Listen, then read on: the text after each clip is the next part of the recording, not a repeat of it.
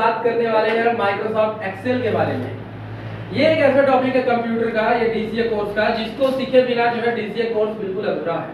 अगर आप एक्सेल नहीं जानते हैं, नहीं सीख पाए, तो कहीं ना कहीं डीसीए कोर्स आपका अधूरा रह गया है। तो आज हम लोग इसी टॉपिक के बारे में बेसिकली बात करने वाले हैं और एक्सेल के बारे में कुछ इंफॉर्मेशन है जो आप लोग को जाननी चाहिए।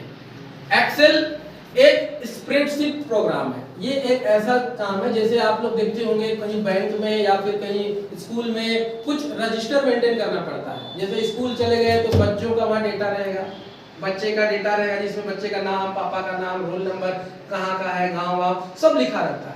हॉस्पिटल में जाइएगा तो पेशेंट का नाम, पेशेंट के बारे में हर चीज के बारे में जानकारी रहता है ना? यस बोलिए। Yes okay. बाई आर उसी तरह से जो बैंक में जाइएगा तो कस्टमर के बारे में पूरा इंफॉर्मेशन आपको मिलता है। सही बात है।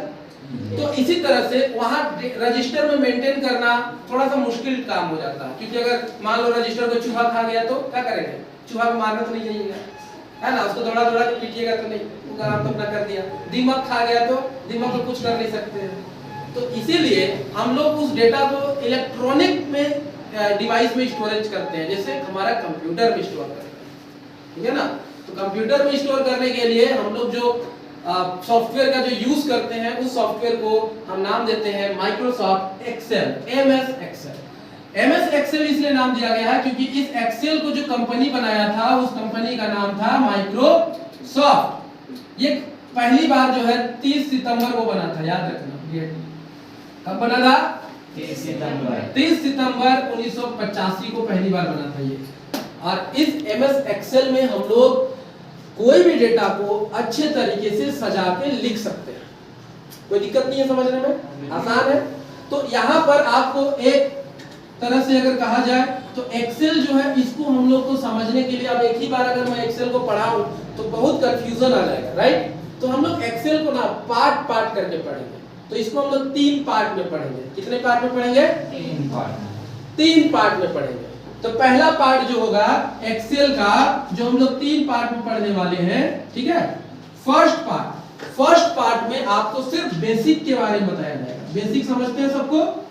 बेसिक का मतलब होता है कि एक्सेल को समझने के लिए, जानने के लिए जो जरूरी जानकारी है, जरूरी नॉलेज है ना, एकदम इंपॉर्टेंट इंफॉर्मेशन है, वो इंफॉर्मेशन आपको दिया जाएगा। ये आपको पहला पार्ट में बताया जाएगा कि एक्सेल के लिए क्या क्या जानकारी जरूरी है जो आप सबों को जाननी चाहिए।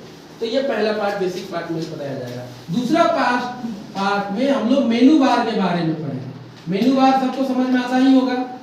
MS word, MS power point पढ़ के आप लोग आए हुए हैं। तो मेनू बार में ही आपका होम टैग होता है, इंसर्ट टैग होता है कि नहीं होता है? पेज लेआउट टैग वगैरह पढ़े थे, याद है ना? तो ये सब, ये इसके बारे में सेकेंड पार्ट में हम लोग सीखेंगे। और जो लास्ट पार्ट है, थर्ड पार्ट, इसमें हम लोग एक्सेल के फॉर्मूले के बारे में पढ़ेंगे। किसके बारे में पढ़ेंगे?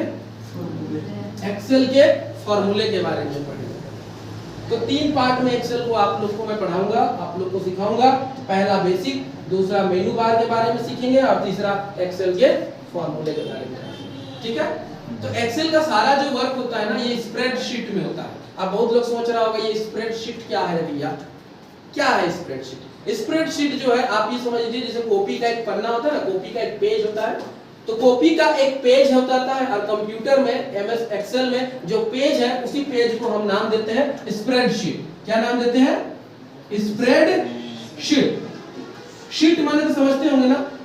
शीट माने क्या होता है? एग्जाम में जब पेपर लिखते हो तो कहते हैं एक सर एक शीट दीजिएगा, एक पेज दीजिएगा, बोलते हैं कि नहीं बोलते हैं? शीट। तो उसी तरह एक्सेल में भी एक शीट होता है जिसमें सारा वर्क होता है और इस पेज का नाम है स्प्रेडशीट। कोई दिक्कत नहीं है? नहीं। ओके। आप लोग जब एमएस वर्ड पढ़े थे, आप लोग को याद होगा एमएस वर्ड में आप लोग क्या करते थे? जो है अलग-अलग पेज आता था। आप जैसे ही एमएस वर्ड में कंप्यूटर का ये स्क्रीन रहा, ध्यान दीजिएगा, कंप्यूटर का ये स्क्रीन रहा, तो एमएस वर्ड में अगर आप एक स्क्रीन पे माने इस वर्क एरिया पे काम किए, और जब यहाँ पे ओवर हो जाता था, लिख के जब ओवर कर लेते थे तो आप स्विच कर जाते थे नेक्स्ट पेज में, याद है जी? फिर और उस सेकंड पेज में लिखने के बाद जब वो पेज ओवर हो जाता था, थर्ड पेज ऑटोमेटिक स्विच हो जाता था, याद है? लेकिन जब आप पावर पॉइंट में आए तो पावर पॉइंट में आपको पता चला कि ऑटोमेटिक पेज नहीं आता है, बल्कि आपको हर पेज बनाना पड़ता है। सही बात है ना, पहला पेज बनाओगे उसके बाद दूसरा पेज बनाना पड़ेगा, फिर दूसरा पेज और तीसरा पेज बनाना पड़ेगा। ये पावर पॉइंट में आप सीखो। अब जब एक्सेल में आप आ रहे हो तो पता है एक्सेल में क्या होने वाला है आपके साथ, नहीं पता है बोलो।